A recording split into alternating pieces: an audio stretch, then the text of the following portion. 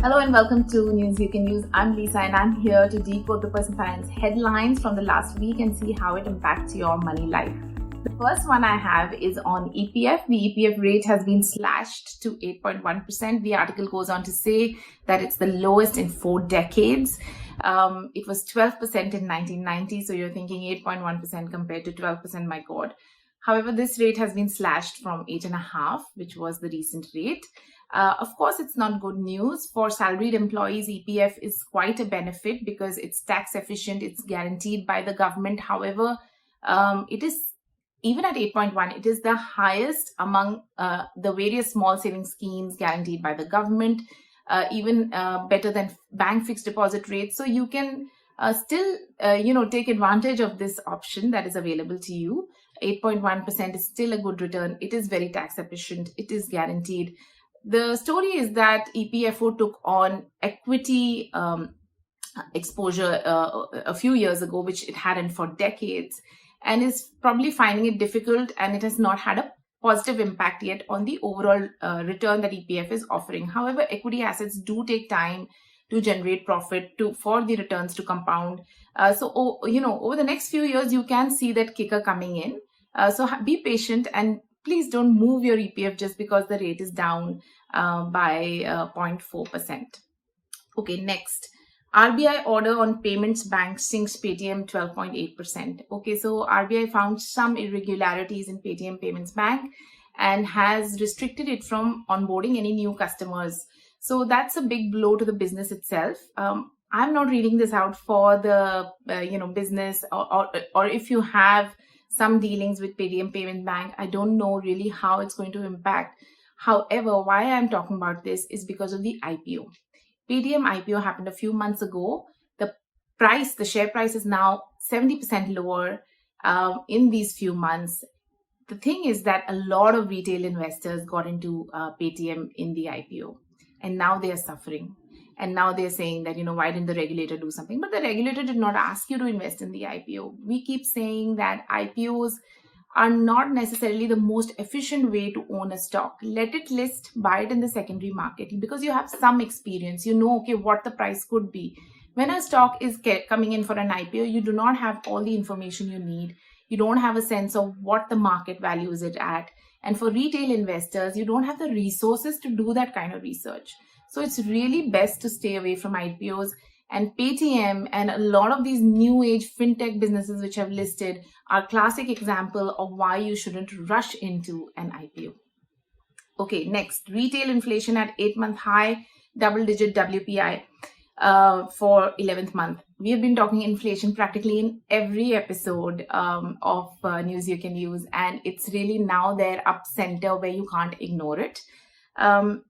Consumers feel the pinch, right? So what we're going to talk about in respect to this headline is what can you do about it? Well, nothing very much about the inflation because it's out of your control. You don't control the inflation in the economy.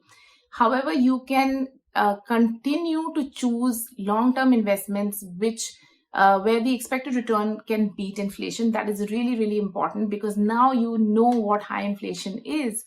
You need to have your investments protected in the long run. In the short run, you may not be able to do that for short-term investments. For long-term investments, pick good quality investments which you know will return or which the expected return is at least higher than inflation. Secondly, be aware of what you're spending. If it is starting to pinch, write down, make your budgets, make sure that you're, comparing prices and then buying.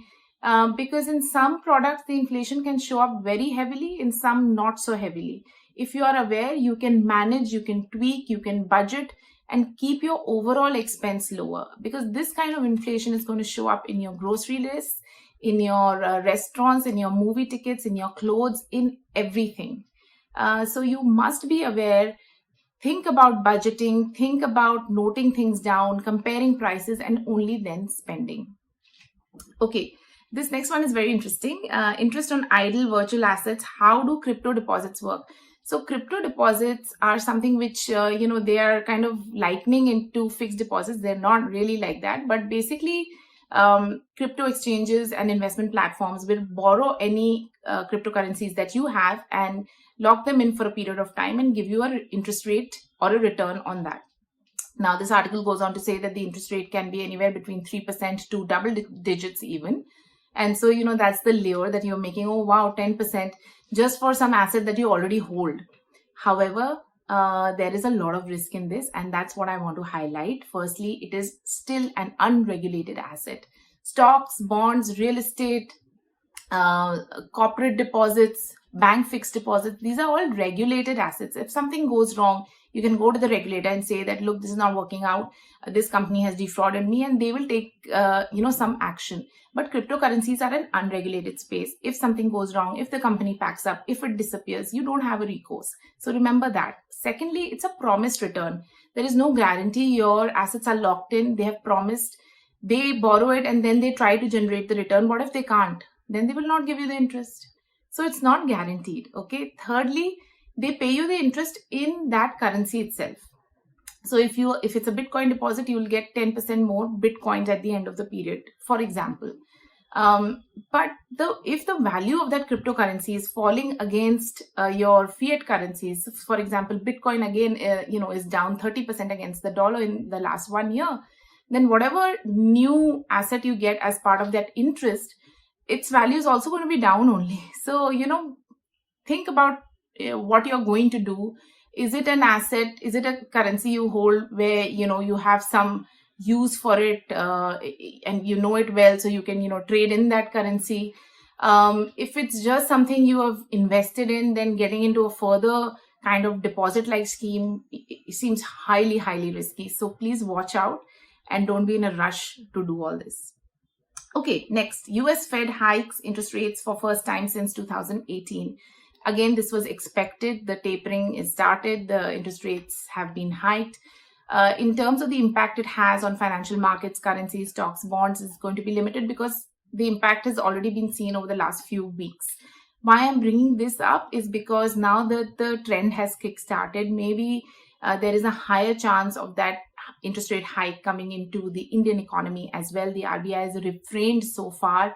However, with the US starting, maybe that will happen in the coming weeks for India as well.